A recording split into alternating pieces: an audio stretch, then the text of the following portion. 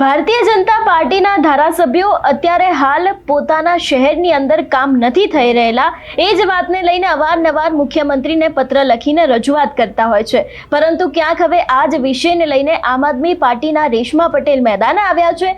ભારતીય જનતા પાર્ટીના ધારાસભ્યોને કહી દીધું છે કે આવી રીતે પત્ર રમવાનું બંધ કરો। શું છે સમગ્ર વિષય જોઈશું આજના આ વિડીયોમાં। નમસ્કાર, હું હંસિની અને તમે જોઈ રહ્યા છો નિર્ભય ન્યૂઝ। છેલ્લા ઘણા સમયથી આપણે જોતા આવ્યા છે કે ભારતીય જનતા પાર્ટીના ધારાસભ્યો છે તે પોતાના શહેરની અંદર જેટલા પણ કામ છે તે રોકાઈ રહેલા છે એ જ વાતને લઈને અવારનવાર મુખ્યમંત્રીને રજૂઆત કરતા હોય છે। આપણે થોડા સમય અગાઉ પણ જોયું હતું કે વિરમગામના ધારાસભ્ય હાર્દિક પટેલે પણ મુખ્યમંત્રીને પત્ર લખીને જાણ કરી હતી કે તેમની ત્યાં જે ગટરના મુદ્દા છે એના ઉપર કામગીરી કરવામાં આવે, બાકી આંદોલન કરવામાં આવશે। ફક્ત હાર્દિક પટેલ નહીં, તેના સિવાય પણ ભારતીય જનતા પાર્ટીના ઘણા બધા એવા ધારાસભ્ય છે કે જે લોકો અવારનવાર મુખ્યમંત્રીને કામોને લઈને રજૂઆત કરતા હોય છે, પરંતુ ક્યાંક હવે આ જ વિષયને લઈને રેશમા પટેલનું મોટું નિવેદન સામે આવ્યું છે। સાંભળીએ તેમને શું કહ્યું। જય હિન્દ, હું રેશમા પટેલ, ગુજરાત પ્રદેશ મહિલા અધ્યક્ષ આમ આદમી પાર્ટી।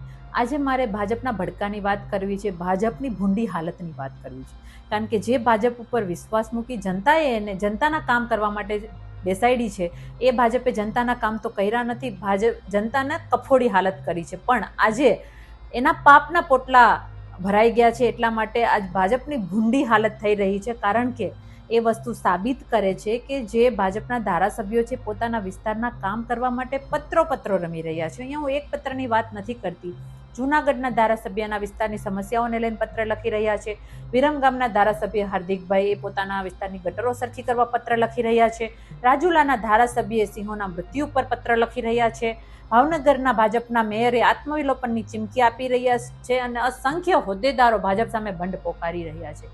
આ એટલા માટે કે ભાજપે જનતાના કામ કરવાને બદલે પોતાના પક્ષને કોંગ્રેસ યુક્ત કરી દીધી છે અને કાર્યકર્તાઓની પણ કફોડી હાલત કરી દીધી છે, જનતાની પણ કફોડી હાલત કરી દીધી છે।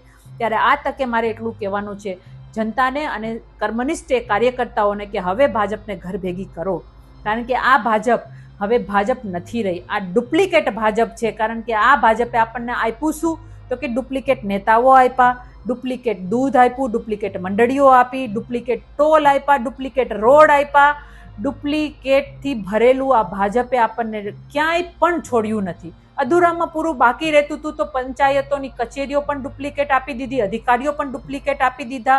એટલે આ ડુપ્લિકેટ નેતાઓની જે ભાજપ છે એને ઘર ભેગી કરવાનો સમય આવી ગયો છે। જનતાને મારે ખાસ કહેવું છે કે આવનારી સ્થાનિક સ્વરાજની જે ચૂંટણીઓ આવશે એમાં આ ભાજપને ઘર ભેગી કરી તમારો મતાધિકાર છે એની શક્તિ બતાવી અને આ ડુપ્લિકેટ ભાજપને ઘર ભેગી કરો, કારણ કે હવે આ કેશુબાપા પટેલની ભાજપ નથી, હવે આ અટલ બિહારી વાજપેયીની ભાજપ નથી, આ કોંગ્રેસ યુક્ત ડુપ્લિકેટ નેતાઓની જે ભાજપ છે ને એને ઘર ભેગી કરો અને જનતા માટે આમ આદમી પાર્ટીને વિજય બનાવો। આ સંદેશ સાથે ધન્યવાદ।